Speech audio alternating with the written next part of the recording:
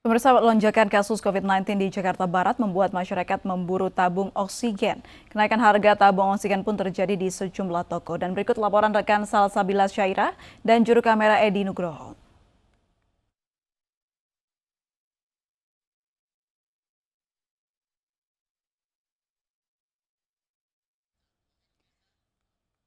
Ya, pemirsa, kita ke informasi selanjutnya. Sejumlah tempat usaha yang melewati batas jam operasional dibubarkan petugas.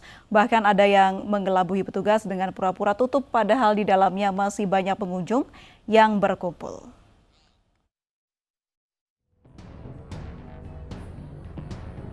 Razia PPKM Mikro di Kota Bogor terus digencarkan. Wali Kota Bogor Bima Arya yang turun langsung merazia tempat hiburan malam serta arena olahraga mendapati masih banyak pengelola hingga pengunjung yang melanggar protokol kesehatan. Razia kali ini menyasar tempat usaha yang melanggar batas jam operasional sesuai ketentuan PPKM Mikro, yaitu jam 9 malam. Akibatnya, sanksi denda hingga penyegelan dijatuhkan.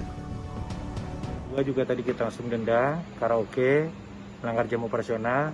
Dan di sini kita ingatkan ya, kita yang berolahraga tadi ya, mudah-mudahan bisa menyampaikan ke teman-temannya untuk tidak berolahraga bersama-sama dulu. Ya, jadi ini kita ingatkan, kita minta ditutup juga. Razia PPKM juga marak dilakukan di Tangerang, Banten pada Rabu malam. Tugas mendapati 15 pemuda berkerumun di sebuah kafe dengan kondisi lampu dimatikan.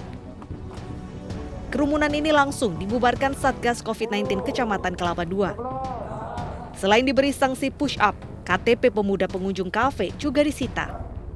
Sementara pengelola kafe yang mencoba mengelabui petugas karena melanggar jam operasional diberi surat peringatan. Jadi dengan mereka mengkamuflasekan kalau di atas itu dalam keadaan gelap, ternyata saat kita cek ke atas itu masih banyak ya anak-anak yang nongkrong di situ. Masyarakat hingga pengelola tempat usaha diimbau untuk terus patuh terhadap aturan pemerintah dan protokol kesehatan. Tim Liputan iNews melaporkan. Pemirsa, seorang mahasiswa panik sampai menangis saat akan divaksinasi COVID-19 di Aceh Barat, Aceh. Ia bahkan sampai dibujuk berkali-kali untuk berani disuntik.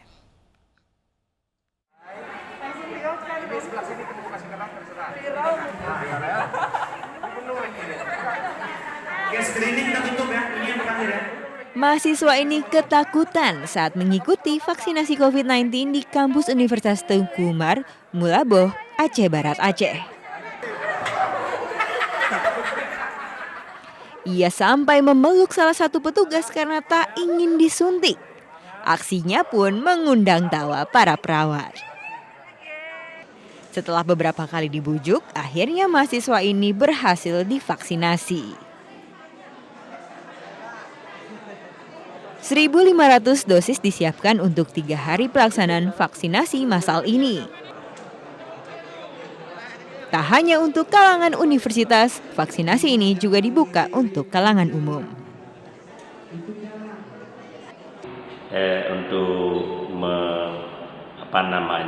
menghindar daripada serangan COVID-19 di kampus Universitas Tengku Umar. Ini terbuka. Ya, baik dosen, baik dia pegawai maupun mahasiswa dan juga masyarakat umum.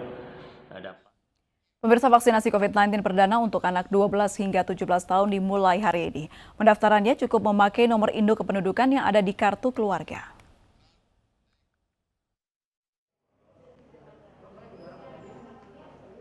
DKI Jakarta hari ini menggelar vaksinasi perdana untuk anak usia 12 hingga 17 tahun di SMA Negeri 20 Jakarta.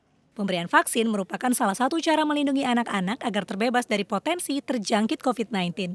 Apalagi angka terpapar COVID-19 pada anak cukup banyak. Jenis vaksin yang telah disetujui oleh pemerintah untuk anak-anak adalah vaksin Sinovac. Gubernur DKI Jakarta Anies Baswedan mengajak seluruh orang tua melindungi anak-anaknya dengan vaksinasi COVID-19.